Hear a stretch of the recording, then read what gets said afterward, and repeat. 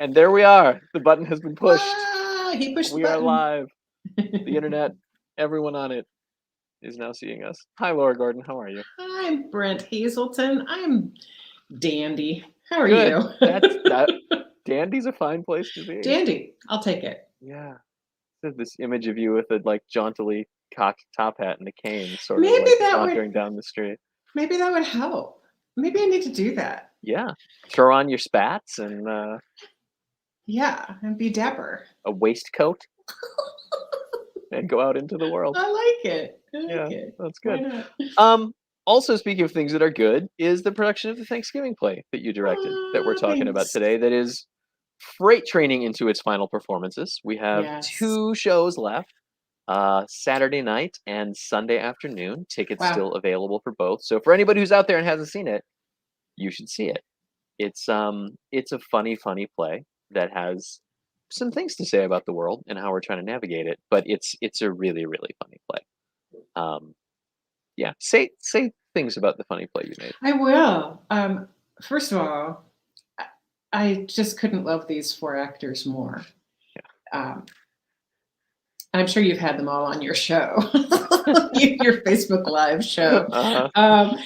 But they are intrepid and generous and caring and careful, of each other, and kind of fearless. Yeah. To kind of, because this material is really tricky, right? It is. It's very funny, It but demands fearlessness, though. it demands fearlessness, and so I just so admire what they're doing. And I've probably told you this.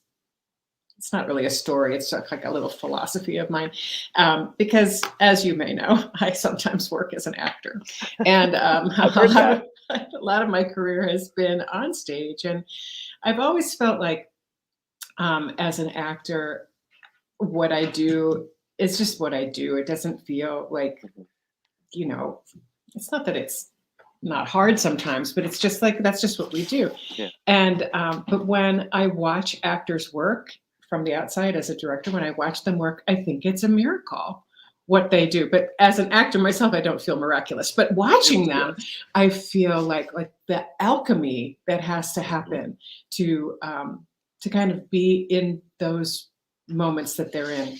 I just have great admiration for it. For sure. Yeah. Yeah, and as you say, I mean, people who, these 4 in particular, Neil and Cassie and Hannah and Tori, just their sort of boundless willingness to just go for it. Mm-hmm. In some stuff that is very challenging and is purposefully profoundly offensive and wrongheaded. To be able to just lean into that full-hearted and just go. Yeah. There was a great piece of advice that I got from Ben Wilson, who is functioned as not only our dramaturg but as our cultural advisor on all things Native American. He just said to me, "You can just trust her voice, the playwright's voice, Larissa FastHorse. Just trust her voice, because there are things in it that made me squirm from the very first reading. I think, if you recall, you gave me the script to read, and I wrote you back. I was like, dude, I don't know. I'm not sure I can wrap my brain around it on first read. And then on second read, I went, oh.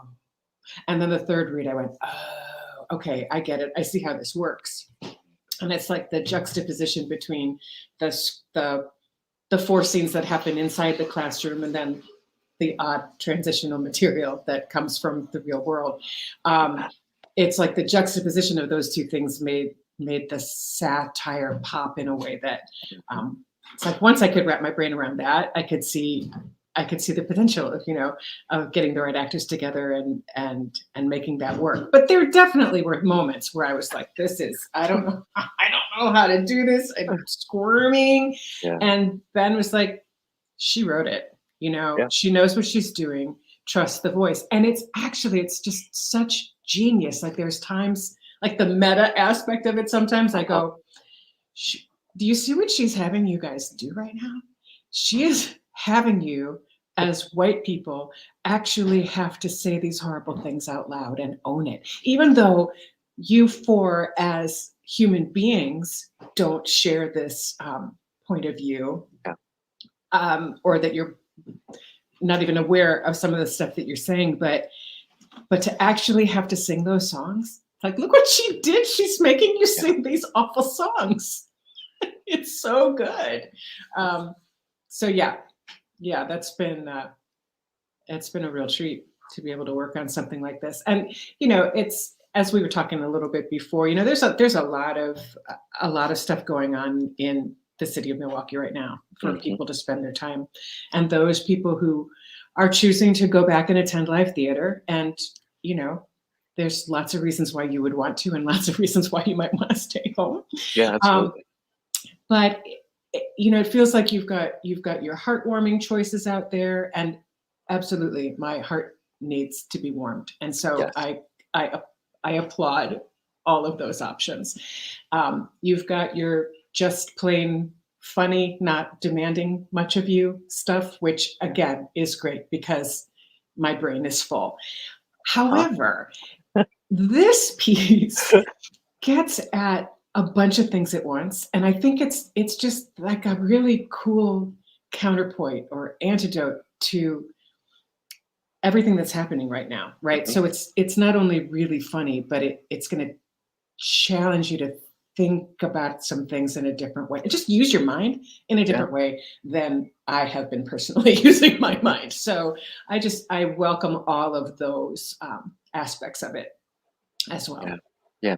And the audiences have been really, really enjoying it.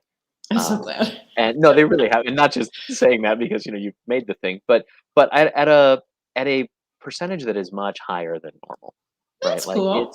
there's only a couple people from every show who seem to be walking out of the theater who are like, yeah, I'm not sure if that was for me or not, but it was really well done, which is totally fair. But Oh yeah. the thing that we're observing in the audience is that people will laugh right up to curtain call, and then curtain call will happen and the house lights will come on, and they'll stay in their seats to continue laughing. And then, for a couple minutes more, and then they'll be like, oh, time to go. And then they'll get up and they'll continue laughing as they're walking out of the theater. And when we see them in the lobby, they continue laughing, and they sort of, right about the time they're getting to the front door, the laughing turns to, yeah, but wait a minute. Where those sort of more serious pennies start to drop a little bit, Yeah. which is Yeah. great. I mean, for me, that is like the perfect response to a piece of theater, right? I Where think so too. you're having a great time, you're enjoying the event, it is bringing you joy and delight, or in some way transporting you emotionally. And then once you get to the car with your companions, it's right about time to start being like, yeah, but okay, so what did you think of that? Let's Right. talk about some of the stuff that was in there. And I do think one of the real genius aspects of this play for her is that she opens those doors so relatively gently for something that is a very aggressive satire. It's really, really easy for me, and I think we're seeing for audience members to come to those conversational points Uh-huh. based on the structure of the play, which is just it is kind of a perfect script on the page in that way. I think so too. I mean, I think that's really her genius is that the way in, the door that opens to have these conversations is through humor and through self-examination, Yeah, instead of sitting back and looking at something, um, yeah, and going home and not giving it another moment's thought. yeah, Right. I love that kind of, I love those kind of plays. I have always been attracted to the plays that, when I first read them, they horrify me or um, scare me, and I'm like, how am I ever going to figure yeah, this out? But those are the ones that end up being really rewarding. yeah. If you can get the right room of people together to figure something out, that's really exciting to me. Yeah, for sure. And going back to what you're saying in the beginning about this sort of active observing actors work, right? Hmm. The I mean, she's built a wonderfully absurd premise, but it's also so grounded in the truth of what we do every day. I mean, there are many times as a director, as somebody who, you know, thought I was going to be an actor in the beginning, and then learned that I was going to be very bad at it and had to find something else to do very quickly, which is a great lesson to learn in your early 20s. Um, but there have been many times sitting back watching, a group of actors in rehearsal and doing a thing that, was definitely prompted by something I said, and just being like, these are deeply talented, deeply intelligent, deeply sensitive people, and they're doing that right now. Like, just the absurdity of sometimes what happens in those rooms, and I look at our friend Tori Hansen Mm. in the first scene where Tori enters in a giant inflatable pumpkin, and I just think, like, this is one of the finest classical actors in America, and we got him wearing a giant inflatable pumpkin. And there was never a question about it. He's like, Nope. "Oh, okay, it inflates. Great. Okay.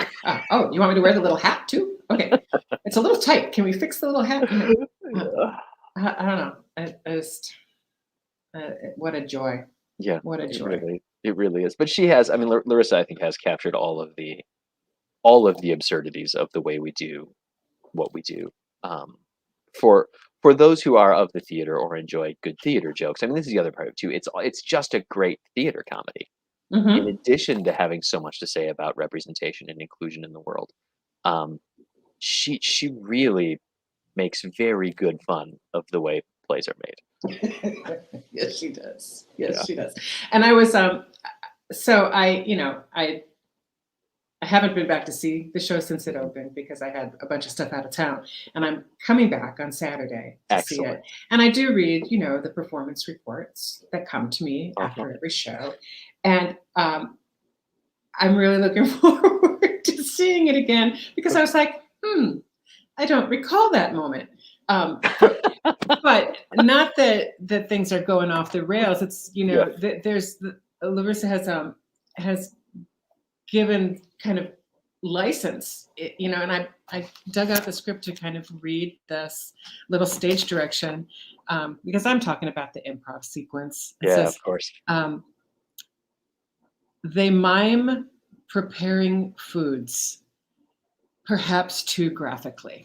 So that's what we have. And Neil Neil Brookshire, in his fearlessness, and then with his scene partner Tori Hansen, have created this entire talk about creating a meal. Oh, But I read some of the descriptions of what they did, and I can't wait to see it. So it was like we were able to give them license. Like this doesn't happen in every play, right? Where all of a sudden they go rogue.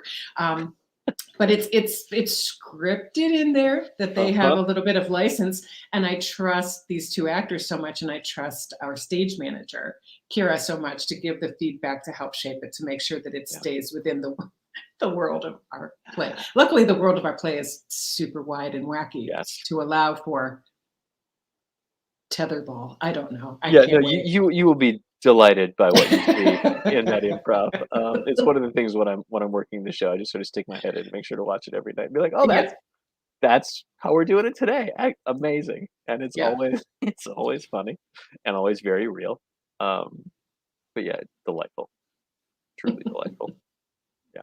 So why? I mean, other than it being fun and funny, why else should people come out and see this play on one of its last two performances this weekend? Oh, like I said, I mean, I think it's a tasty little meal, right? And Mhm. I think it's going to stick with you a little bit longer than maybe some other things. I Yeah. think it gives you. I always like a play that you can talk about or argue about or um, feel uncomfortable about, Yeah. um, while still having a really really good time. Yeah, and the whole design team was dreamy, and Mm. just Jim Guy's props alone. You I should mean, come just for the posters, the man. posters that Jim Guy has created of truly misbegotten high school theater productions are really, really terrific. Hmm. I mean, the amount of theater joke laughs that exist on those little, like, sort of 11 by 17 posters Hmm. is, oh, it's so good. Are you Um, going to keep one afterwards, Brent, and put it in yeah, your no, office? yeah, Oscar the Grouch Endgame is definitely gonna live with me for Well, and see, that's the a other thing long too, time. is that Jim Guy, because he knows us so well, right? Yeah, And he knows me and he knows Tori so well. I mean, the fact that Oscar the Grouch Endgame is up there is brilliant in its of itself. But the fact that Tori and I were in Yep. garbage cans Yep. in a production of Endgame at the Rep Yeah. just makes it extra special. Or that lovely the goat poster that I know Goat was poster. just for me. Yep. Yes, exactly. No, we actually had one of the show sponsors was so delighted with the posters that she actually requested a triple size one that could be blown up and yeah, displayed in their home. Um, yeah, which is sitting downstairs in the green room right now, and you will have to sign when you come back Oh, to the okay. show. Okay. Awesome. Yes, she would love that. But yeah, no, it's the layers of humor in it. I think are the thing that continue to surprise me. Right as I'm watching the show now, or parts of it that I've seen 15 times. Hmm. Just the fact that it is so smart and it is so sharp and it just continues to work because it's grounded in really real things that everybody recognizes. And she is we've referred to Larissa a couple times as a genius in this conversation. And she is a certified genius as a recipient of the MacArthur grant Yeah. that is colloquially referred to as the Genius Grant, which she is wonderfully deserving of. Well, and I know you've talked about this before, so maybe this is not new news to anybody, Yeah. but I love her whole reasoning for writing the play to begin with. Mhm. Right, that she was having such a hard time getting her plays produced because no one thought they could cast them with Native American actors, and she's like, okay, so you want to play about Native Americans? Great, I'm going to do it with 4 white people and make them sing terrible songs. Yeah. Yeah. So it was just like just the framing of the whole piece was so smart. Yeah, and it does that particular anecdote, I think, says so much about what we're trying to work past in the American theater right now, Hmm. just in terms of the lens through which we see all these stories, right? So, her as an indigenous writer going to all these literary departments and artistic directors and people saying, "Oh, we love your voice. We love that you're writing for the theater. How wonderful, how unique." But don't write Native American characters because we can't cast your plays. Is Yes, a great example of all the things we need to get past as an industry. Right. But the fact that she, as you say, then went and did like, all right, fine, you want a Native American experience play with I'll no give you one. indigenous actors in it? Here it comes. Yeah. Um, yeah, and I guess wrote it very quickly while on a fellowship in Ireland, I think. Um, Hmm. yeah, it's no, yeah, she's a special creative artist, and I'm just really glad that we're finally getting to share this with human beings in a room as Mhm. opposed to just the delight that we had amongst the 12 of us who were present for the virtual production that we did last season. Um, Yeah. yeah, yeah, and it is. I should say too, for those who saw the virtual production last spring, it is a very different show. I mean, same script, same set, relatively.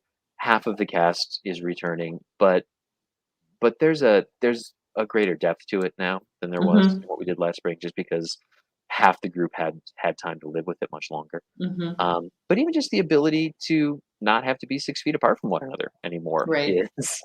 is a real kind of game changer for the way the story is being told on stage right now. Um, yeah, and just to give Tori Hansen 2 shots at any role, Yeah, with right? a few months apart for him to think and dream on what else could happen is Yeah. that's a good recipe for success. And it's also, the bar is raised in terms of how those actors get from the beginning of the play to the end of the play, Yes. because virtually we were able to kind of pre-record all of our transitions. And Uh-huh. so whenever we practiced, whenever we rehearsed the play, they were able to just play those 4 characters straight through. And Yeah. now they need to play those characters and then become some other weird, kindergarten teacher Yeah. or high school student. Yeah. Oh, I love them so much. I do. And one of the things, speaking of those transitions, which are each little like 180-second one act plays of genius in their own Mhm. right. One of the things this play has taught us is that an excessive amount of blood spatter is very funny.